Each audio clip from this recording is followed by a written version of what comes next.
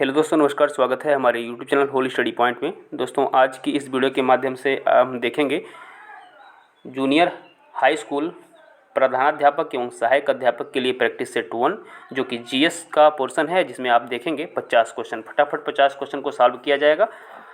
तो दोस्तों, जितने भी क्वेश्चंस आपको देखने को मिलेंगे वह सिलेबस के अकॉर्डिंग मेंशन किए गए हैं, तो शुरू से लेकर के अंत तक बने रहिएगा। और जिन लोगों ने अभी तक हमारे चैनल को सब्सक्राइब नहीं किया है, चैनल को सब्सक्राइब कर लेंगे।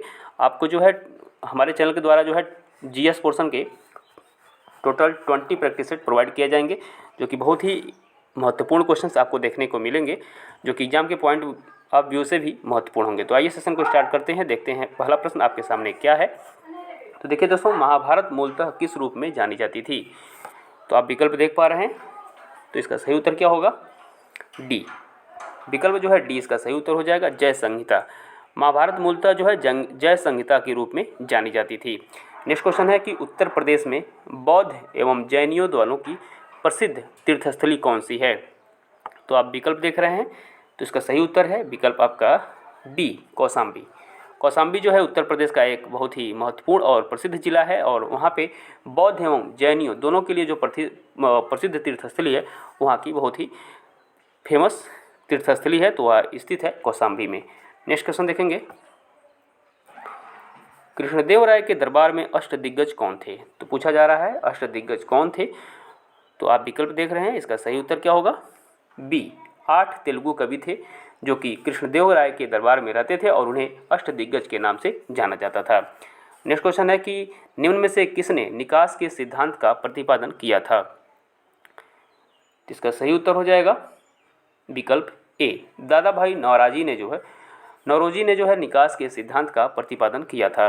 नेक्स्ट क्वेश्चन देखेंगे हम, कूका आंदोलन की नींव पड़ी थी। तो कूका आंदोलन की नींव कहाँ पड़ी थी? बंगाल में, बिहार में, पंजाब, और विकल्प डी दिया गया है महाराष्ट्र में।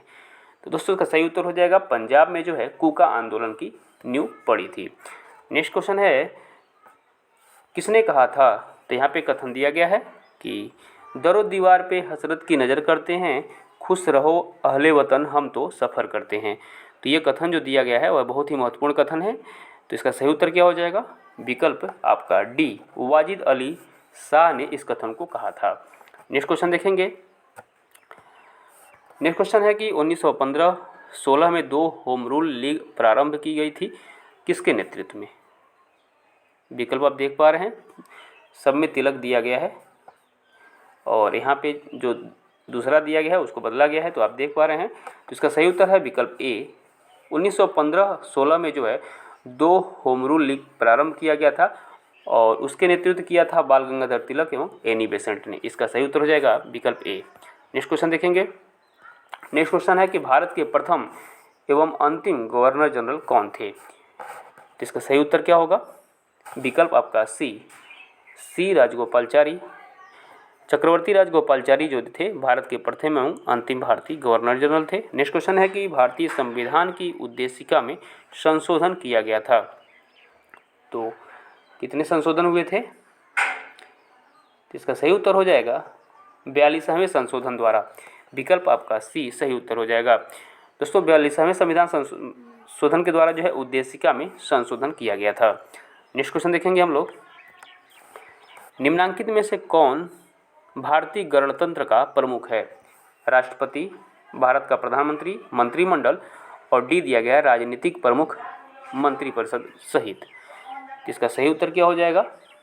विकल्प आपका ए, भारत का राष्ट्रपति जो होता है भारतीय गणतंत्र का प्रमुख होता है।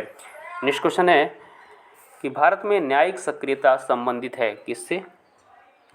तो जो न्यायिक सक्रियता का संबंध है जनहित याचिका से। तो विकल्प आपका बी सही उत्तर हो जाएगा। नेक्स्ट क्वेश्चन देखेंगे, पंचायत चुनाव होते हैं, तो पंचायत चुनाव कितने वर्षों में होते हैं? तो इसका विकल्प आपका बी सही उत्तर हो जाएगा। प्रत्येक 5 वर्ष पर जो है पंचायत चुनाव आयोजित किया जाता है। नेक्स्ट क्वेश्चन देखेंगे, 10 दिसंबर को मनाया जाता है, तो 10 दिसंबर को क्या मनाया जाता है? इसका सही उत्तर क्या हो जाएगा दोस्तों? विकल्प आपका ए सही उत्तर हो जाएगा। मानवाधिकार दिवस जो है 10 दिसंबर को मनाया जाता है। नेक्स्ट क्वेश्चन देखेंगे हम लोग, भारत में कितने राज्य तट रेखा से लगे हुए हैं? तो इसका सही उत्तर क्या हो जाएगा? विकल्प आपका सी, 9 राज्य जो है तट रेखा से लगे हुए हैं। जैसा कि आपको पता है कि गुजरात, मुंबई, गोवा, केरल, कर्नाटक, तमिलनाडु, आंध्र प्रदेश, पश्चिम बंगाल, उड़ीसा, ये राज्य जो हैं तट रेखा से लगे हुए हैं और टोटल संख्या जो है 9 है। भारत में 9 राज्यों की रेखा जो है सीमा रेखा तट रेखा से यानी कि अरब सागर, हिंद महासागर और बंगाल की खाड़ी से लगे हुए हैं। ठीक है, नेक्स्ट क्वेश्चन देखेंगे हम लोग। निम्न में से कौन सी नदी पश्चिम की ओर बहती है? तो पश्चिम की ओर बहने वाली कौन सी नदी है? तो इसका सही उत्तर क्या हो जाएगा? प्रमुख रूप से 2 नदियों का नाम आता है, नर्मदा और ताप्ती नदी। ये दोनों नदियाँ जो हैं पश्चिम की ओर बहती हैं। तो इसका सही उत्तर हो जाएगा आपका विकल्प बी। नेक्स्ट क्वेश्चन है कि लैटराइट मिट्टी मिलती है। तो लैटराइट मिट्टी कहाँ मिलती है दोस्तों? तो इसका सही उत्तर हो जाएगा विकल्प आपका डी, महाराष्ट्र में। और इसी मिट्टी में जो है कपास की खेती प्रमुख रूप से की जाती है। विकल्प आपका डी सही उत्तर हो जाएगा। नेक्स्ट क्वेश्चन देखेंगे। भारत में सर्वप्रथम खनिज तेल का कुआं खोदा गया था। डिगबोई में, माकूब में, नरकटिया में और डी है लकवा में। तो दोस्तों इसका सही उत्तर हो जाएगा विकल्प आपका ए। सर्वप्रथम जो है असम के एक छोटे से स्थान जो डिगबोई में सर्वप्रथम खनिज तेल का कुआं खोदा गया था। तो इसका सही उत्तर हो जाएगा ए। नेक्स्ट क्वेश्चन देखेंगे हम लोग। केंद्रीय शुष्क भूमि खेती अनुसंधान संस्थान स्थित है। तो यह कहाँ स्थित है? तो दोस्तों इसका सही उत्तर हो जाएगा विकल्प आपका बी, हैदराबाद में। केंद्रीय शुष्क भूमि खेती अनुसंधान संस्थान जो है हैदराबाद में स्थित है। नेक्स्ट क्वेश्चन देखेंगे, इसको महत्वपूर्ण क्वेश्चन में रखिएगा। केंद्रीय शुष्क भूमि खेती अनुसंधान संस्थान एग्जाम में पूछा जाता है, रिपीट भी होता है। नेक्स्ट क्वेश्चन देखेंगे हम लोग दोस्तों। दिया गया है कि आकाश नीला दिखाई पड़ता है क्योंकि, तो इसका सही उत्तर क्या हो जाएगा? नीले प्रकाश का प्रकीर्णन जो होता है सबसे अधिक होता है, इसलिए जो है आकाश नीला दिखाई देता है। विकल्प आपका ए सही उत्तर हो जाएगा। नेक्स्ट क्वेश्चन देखेंगे। सभी जैव यौगिक का अनिवार्य मूल तत्व क्या है? नाइट्रोजन, ऑक्सीजन, कार्बन और डी दिया गया गंधक। तो दोस्तों इसका सही उत्तर हो जाएगा सभी जैव यौगिक का जो अनिवार्य मूल तत्व होता है वह कार्बन होता है। विकल्प आपका सी सही उत्तर हो जाएगा। नेक्स्ट क्वेश्चन देखेंगे। किसके अवशोषण में विटामिन सी मदद करता है? तो दोस्तों विटामिन सी जो है मदद करता है लौह के अवशोषण में विटामिन सी मदद करता है। नेक्स्ट क्वेश्चन है कर्नाल बंट रोग किससे संबंधित है? तो जो कर्नाल बंट रोग है वह गेहूं की फसलों में पाया जाता है, इसलिए विकल्प आपका बी सही उत्तर है। नेक्स्ट क्वेश्चन देखेंगे। सूर्य से उत्पन्न ऊर्जा का स्रोत क्या है? जो सूर्य से उत्पन्न ऊर्जा है उसकी जो स्रोत होती है दोस्तों, नाभिकीय संलयन के कारण जो है यह ऊर्जा प्रभावित होती है। तो इसका सही उत्तर हो जाएगा नाभिकीय संलयन। विकल्प आपका बी सही उत्तर है। नेक्स्ट क्वेश्चन देखेंगे। निम्नलिखित में से कौन एक हरित गृह गैस नहीं है? तो जैसा कि आपको पता है, यह कभी कभी यह भी पूछा जाता है कि हरित गृह गैसें कौन कौन सी होती है। तो कार्बन डाइऑक्साइड, क्लोरोफ्लोरोकार्बन और मीथेन ये हरित गृह गैस के रूप में जानी जाती हैं। और जो ऑक्सीजन है यह गैस नहीं है हरित गृह का, ग्रीन हाउस का। ठीक है, नेक्स्ट क्वेश्चन देखेंगे दोस्तों। दिया गया है कि नई शिक्षा नीति 2020 के तहत स्कूली शिक्षा संबंधी प्रावधानों में जिस नए शैक्षणिक संरचना का प्रस्ताव किया गया है वह है। तो जो नए शैक्षणिक संरचना का प्रस्ताव किया गया है वह क्या है? तो जैसा कि आपको सबको पता है, डॉक्टर कस्तूरी रंजन के अध्यक्षता में नई शिक्षा नीति 2020 को लाया गया। और जो शैक्षणिक संरचना है वह विकल्प आप डी देख रहे हैं, 5+3+3+4 ये जो है शैक्षिक संरचना रहने वाली है। आगे जो भी शैक्षणिक एकेडमिक डिग्री होगी आपको इसी के अकॉर्डिंग होगी। तो नेक्स्ट क्वेश्चन देखेंगे हम लोग। कुल भौगोलिक क्षेत्रफल के संदर्भ में वनों का उच्चतम प्रतिशत मिलता है मिजोरम राज्य में। कहाँ पे दोस्तों? मिजोरम राज्य में। विकल्प आपका डी सही उत्तर हो जाएगा। तो जो कुल भौगोलिक क्षेत्रफल के संदर्भ में देखें तो वनों का जो उच्चतम प्रतिशत पूछा जा रहा है वह है मिजोरम। ठीक है, नेक्स्ट है कि वातावरण में सर्वाधिक प्रतिशत किसका है? तो जैसे सबको पता है 78% जो है नाइट्रोजन की मात्रा पाई जाती है वातावरण में। विकल्प आपका सी सही उत्तर हो जाएगा।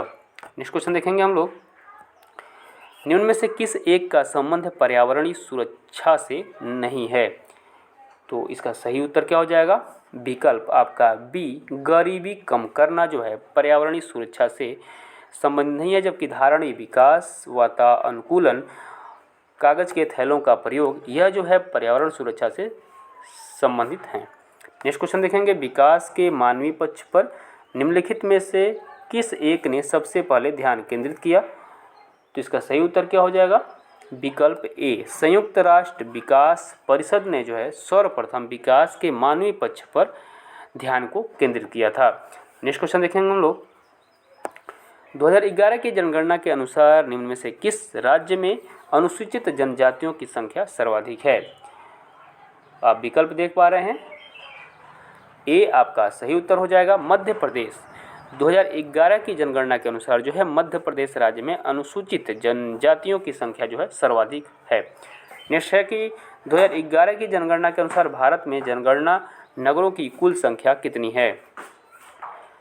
तो दोस्तों इसका सही उत्तर हो जाएगा विकल्प आपका ए, 3892। यह जो है जनगणना में नगरों की कुल संख्या है। 2011 की जनगणना के अनुसार भारत में जो नगरों की कुल संख्या है वह है 3892 यानी 3892। नेक्स्ट क्वेश्चन देखेंगे हम लोग, उत्तर प्रदेश में चमड़ा उद्योग के प्रमुख केंद्र कौन से हैं? तो इसका सही उत्तर हो जाएगा दोस्तों आगरा एवं कानपुर। विकल्प आपका ए सही उत्तर है। आगरा एवं कानपुर जो है उत्तर प्रदेश का एक बहुत ही महत्वपूर्ण नगर है और जो कि चमड़ा उद्योग के लिए प्रसिद्ध हैं और केंद्र इनके यही दो नगर माने जाते हैं। नेक्स्ट क्वेश्चन देखेंगे, उत्तर प्रदेश में निर्यातोन्मुख सॉफ्टवेयर पार्क कहाँ पर स्थापित किया गया है? तो इसका सही उत्तर क्या होगा दोस्तों? विकल्प ए आपका सही उत्तर है नोएडा एवं कानपुर। नोएडा और कानपुर में जो है निर्यातोन्मुख सॉफ्टवेयर पार्क को स्थापित किया गया है। बहुत ही इंपॉर्टेंट क्वेश्चन है ये। नेक्स्ट क्वेश्चन देखेंगे दोस्तों, वार्षिक आर्थिक समीक्षा को तैयार करने के लिए निम्नलिखित में से कौन उत्तरदायी है? इसका सही उत्तर हो जाएगा विकल्प आपका बी, वित्त मंत्रालय। तो वार्षिक आर्थिक समीक्षा को तैयार करने के लिए जो है वित्त मंत्रालय पूर्ण रूप से उत्तरदायी होता है। नेक्स्ट देखेंगे, कुनैन जो मलेरिया के इलाज में प्रयोग की जाती है सिनकोना पादप यानी सिनकोना वृक्ष के भाग से आती है, तो भाग कौन सा है? पत्ती, जड़, छाल और डी दिया गया है पुष्प। तो दोस्तों वह आती है छाल से। विकल्प आपका सी सही उत्तर है। दोस्तों यह कभी कभी क्वेश्चन पूछ लिया जाता है जो कि मलेरिया के इलाज में जो है कौन से वृक्ष का प्रयोग किया जाता है? तो आपका सिनकोना वृक्ष है और इसी से जो है सिनकोना के छाल से ही कुनैन दवा बनाई जाती है। नेक्स्ट क्वेश्चन देखेंगे हम लोग, संविधान में संशोधन की पहल की जा सकती है केवल लोकसभा में, राज्यसभा में और केवल राज्य विधान सभाओं में और संसद के किसी एक सदन में। तो दोस्तों इसका सही उत्तर हो जाएगा संसद के किसी एक सदन में जो है संविधान में संशोधन की पहल की जा सकती है। विकल्प आपका डी सही उत्तर हो जाएगा। नेक्स्ट क्वेश्चन है कि निम्नलिखित में से सबसे प्राचीन वाद्य यंत्र कौन सा है? तो दोस्तों सबसे जो प्राचीन वाद्य यंत्र है वह है वीणा। आपका सही उत्तर हो जाएगा वीणा सबसे प्राचीन वाद्य यंत्र है जिसका संबंध जो है अमीर खुसरो से है। नेक्स्ट क्वेश्चन देखेंगे, 21 दिसंबर 2020 को कांग्रेस के वरिष्ठ नेता मोतीलाल वोरा का निधन हो गया। उनसे संबंधित निम्न कथनों पर विचार कीजिए। तो दोस्तों जो मोतीलाल वोरा का निधन जिनका हुआ है वह कांग्रेस के एक वरिष्ठ नेता थे और इनका संबंध जो है आपका यह 2 बार मध्य प्रदेश के मुख्यमंत्री भी रहे हैं। आपका ए सही उत्तर है और इसमें जो है आप जो तीसरा देख रहे हैं ये वह वर्ष 2000 से 2018 तक अखिल भारतीय कांग्रेस कमेटी के कोषाध्यक्ष भी रहे हैं। तो इस तरह से हम देखें तो विकल्प आपका ए सही उत्तर हो जाएगा। नेक्स्ट क्वेश्चन देखेंगे, 8 जनवरी 2021 को केंद्र सरकार ने नेताजी सुभाष चंद्र बोस की 125वीं जयंती को मनाने हेतु किसकी अध्यक्षता में एक उच्च स्तरीय समिति का गठन किया? तो इसका सही उत्तर क्या होगा? प्रधानमंत्री जी की अध्यक्षता में जो है 8 जनवरी 2021 को केंद्र सरकार ने नेताजी सुभाष चंद्र बोस की 125वीं जयंती को मनाने हेतु प्रधानमंत्री यानी नरेंद्र मोदी जी की अध्यक्षता में एक उच्च स्तरीय समिति का गठन किया गया। नेक्स्ट है कि 21 दिसंबर 2020 को अमेरिकी राष्ट्रपति डोनाल्ड ट्रंप ने किस भारतीय नेता को सर्वोच्च सैन्य पदक द लीजन ऑफ मेरिट 2020 से सम्मानित किया गया? इसका सही उत्तर है विकल्प आपका सी, प्रधानमंत्री नरेंद्र मोदी जी को द लीजन ऑफ मेरिट से 2020 से सम्मानित किया गया था। नेक्स्ट है कि राष्ट्रीय गणित दिवस कब मनाया जाता है? तो दोस्तों राष्ट्रीय जो गणित दिवस है वह मनाया जाता है 22 दिसंबर को। विकल्प आपका बी सही उत्तर है। तो देखिए याद रखिएगा राष्ट्रीय गणित दिवस कब मनाया जाता है? तो 22 दिसंबर को। नेक्स्ट क्वेश्चन है 1 से 3 फरवरी 2021 के मध्य ASEAN India hackathon video conferencing के माध्यम से आयोजित किया गया। शिक्षा मंत्रालय, विदेश मंत्रालय, कौशल विकास एवं उद्यमिता मंत्रालय और विज्ञान एवं प्रौद्योगिकी मंत्रालय। तो दोस्तों इसका सही उत्तर है विकल्प आपका ए, शिक्षा मंत्रालय। 1 से 3 फरवरी 2021 के मध्य जो है ASEAN India hackathon video conferencing के माध्यम से शिक्षा मंत्रालय के द्वारा आयोजित किया गया है। विकल्प आपका ए सही उत्तर है। नेक्स्ट क्वेश्चन देखेंगे 17 जनवरी 2021 के संपन्न बैडमिंटन प्रतियोगिता योनेक्स थाईलैंड ओपन 2021 के महिला एकल वर्ग का खिताब किसने जीता? तो इसका सही उत्तर है विकल्प ए, कैरोलिना मारिन ने। कैरोलिना मारिन ने जो है 17 जनवरी 2021 को संपन्न बैडमिंटन प्रतियोगिता योनेक्स थाईलैंड ओपन 2021 के महिला एकल संवर्ग का खिताब जीत लिया है। नेक्स्ट क्वेश्चन देखेंगे दिए गए विकल्पों में से संबंधित शब्द को चुनिए। कॉफ़ी का संबंध कैफीन से है तो तंबाकू का संबंध किससे है? तो तंबाकू में पाया जाता है निकोटीन। विकल्प आपका डी सही उत्तर है।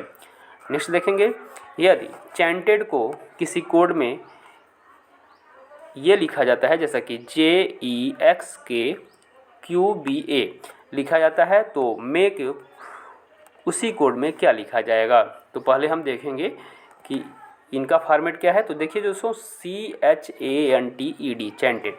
अब इसको जो है सब में C को हम लाएंगे एस से मिलान करेंगे तो -3 आपका डिफरेंस देखने को मिलेगा और H और E का जो हम संबंध देखेंगे तो इसमें भी -3 का, यानी सब में जो है -3 का आप देख रहे हैं तो सब में -3 का किया गया है। तो यदि हम बात करेंगे दोस्तों मे को, यदि हम मे को जो है -3 करेंगे तो आपका होगा देखिए एम में यदि हम -3 करेंगे तो आपका हो जाएगा जे और ए से यदि हम -3 करेंगे तो आपका होगा एक्स और वाई को हम -3 करेंगे तो आपका हो जाएगा भी। इस तरह से विकल्प आपका बी सही उत्तर हो जाएगा। नेक्स्ट क्वेश्चन देखेंगे दिए गए विकल्पों में से विषम शब्द युग्मों को चुनिए। जनवरी यह भी 31 दिन का होता है, जुलाई 31 दिन का होता है, अगस्त भी 31 दिन का होता है, जबकि नवंबर जो है आपका 30 दिन का होता है। तो इस तरह से विकल्प आपका डी सही उत्तर हो जाएगा। नेक्स्ट क्वेश्चन देखेंगे दिया गया कि मोबाइल को JAMSUM लिखा जाए के रूप में लिखा जाता है तो उसी कोड को ट्यूमर को कैसे लिखा जाएगा? तो देखिए दोस्तों तो यम जो है यदि हम यम से जेड के मध्य का जो अंतर देखेंगे तो +12 का अंतर है और O प्लस A के मध्य का अंतर देखेंगे तो यह जो है प्लस आपका 10 का अंतर है और B देखिए दोस्तों फिर से देखते हैं एम और जेड के बीच का जो अंतर है वह +12 का है और एम और ए के बीच का जो अंतर है वह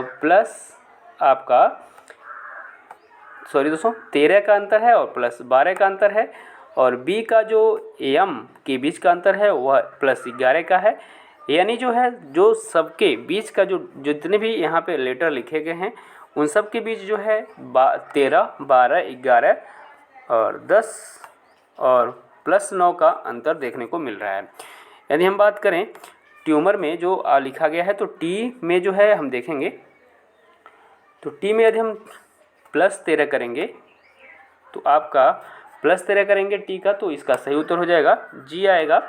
और यू में हम +12 करेंगे तो आपका हो जाएगा जी। और एम को हम +11 करते हैं तो यह आता है वाई।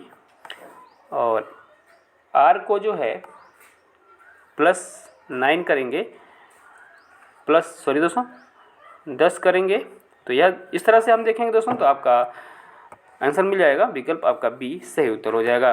नेक्स्ट क्वेश्चन देखेंगे, यदि परसों मंगलवार था तो इसमें देखिए परसों मंगलवार था तो यानी कि आज कौन सा दिन हो जाएगा, मंगल बुध और बृहस्पति, यानी कि आज बृहस्पतिवार है। पूछा जा रहा है कि तो अगले कल के बाद यानी बृहस्पति शुक्रवार और यहाँ पे जो आ जाएगा आपका शनिवार। इस तरह से डी आपका सही उत्तर हो जाएगा। नेक्स्ट क्वेश्चन देखेंगे, अधिकतर लड़के क्रिकेट खेलकर खुश होते हैं, अधिकतर लड़कियां गुड़ियों से खेलना पसंद करती हैं। निष्कर्ष देख लेते हैं, लड़कियां लड़कों से अधिक बुद्धिमान होती हैं। तो निष्कर्ष गलत है, यह निष्कर्ष सही या गलत हो सकता है। और सी दिया गया है निष्कर्ष असंगत है और डी है निष्कर्ष सही है। देखिए दोस्तों यहाँ पे आप देख रहे हैं कि जो कथन दिया गया है कि अधिकतर लड़के क्रिकेट खेलकर खुश होते हैं, तो क्या होते हैं, खुश होते हैं। और अधिकतर लड़कियां गुड़ियों से खेलना पसंद करती हैं, तो ये यहाँ पे जो है आपका कोई भी किसी भी तरह से मैच नहीं कर रहा है। तो इस तरह से देखेंगे तो निष्कर्ष में क्या दिया गया है, लड़कियां लड़कों से अधिक बुद्धिमान होती हैं। तो यहाँ पे बुद्धिमान से यहाँ इसका खुश होना और प्रसन्न होने से कोई संबंध नहीं है, इसलिए जो है आपका सी सही उत्तर हो जाएगा। निष्कर्ष जो है पूरी तरह से असंगत है।